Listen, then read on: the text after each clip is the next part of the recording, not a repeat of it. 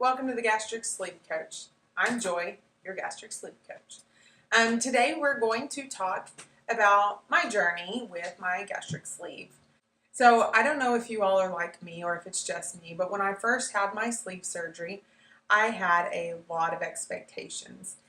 And some of them may be a little bit unrealistic.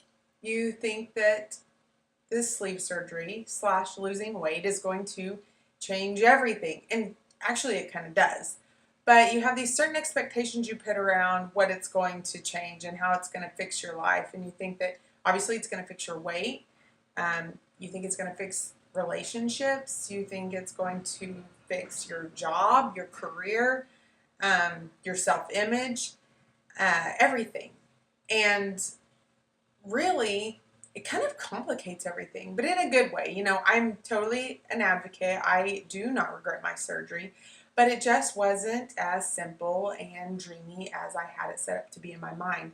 And I think we do that with everything, not with just sleeving or anything, with just when the fantasy of a thing is always different than the reality of a thing. So I know a lot of my friends who have had gastric sleeve surgery struggle with it afterwards. And so I think resetting expectations and just getting a little help getting through those rough patches that you didn't even know existed is helpful.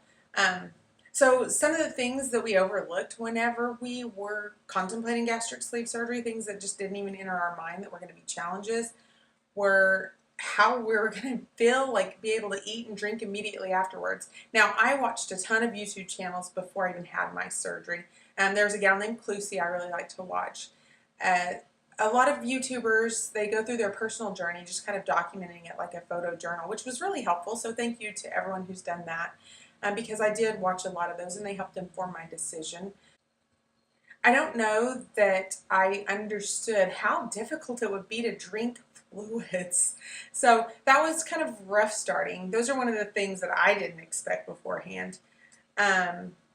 I didn't expect other people's judgment of what I ate and drank. You would think, like, you felt like people were judging you whenever you were overweight, like anytime you would eat anything that everyone else was eating, like you felt judged because you're eating it and you're fat, right?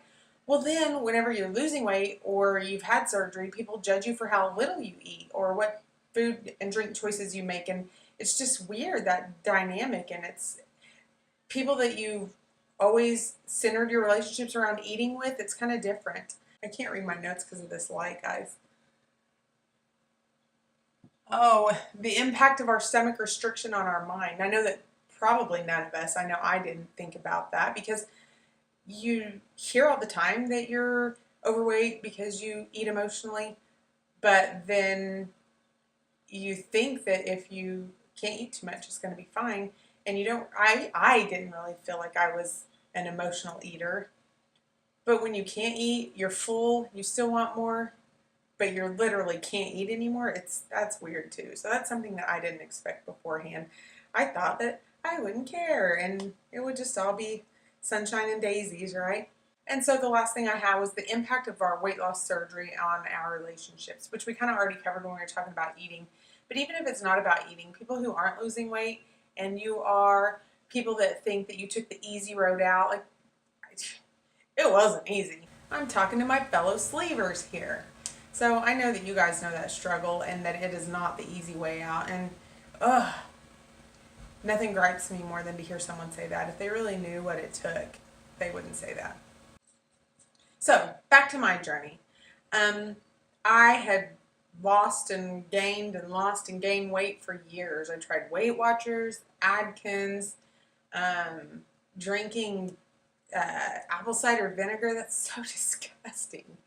I did all sorts of things to lose weight, and I lost a pretty significant amount of weight 2 or 3 times and then always gained it back. So finally, in 2015, I decided to have the gastric sleeve surgery.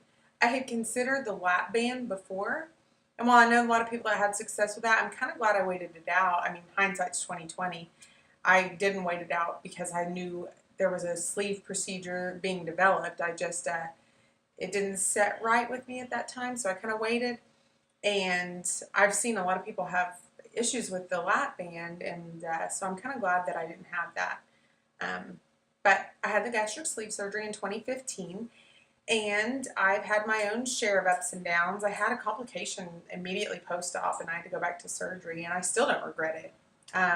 But it was a difficult beginning road, and a lot of surprises. Even though I had to go through 3 months of, the nutrition and activity counseling, I was still surprised because I did not understand exactly how it was going to feel afterwards. But here I am 4 or 5 years later, and I'm a runner. And I did not run to lose weight. I started running after I lost weight because I could. My body can do so much more. I love adventures. I know I'm inside my house right now, but we might, if I can figure out this video thing, do some videos outside because I just love being outdoors, running, hiking, biking, just all the fun stuff. And now I can do it, and I can do it for a while without being beat up. So now I'm going to pay it forward like Clusie and them did for me. And I do have a nursing background, and so I want to actually be a health coach, but specifically for you, the gastric sleeper, because I do think that our needs are unique. I mean, healthy living is healthy living, I guess, but we do have some unique needs, and we have some unique mindset issues. And our nutrition is different because we have the smaller stomach. So I just want to specifically help people like me, people who are rad, cool, brave for having surgery, to live their best lives. So starting very soon this week, there will be 3 videos: mindset, activity, and nutrition. And I will see you there.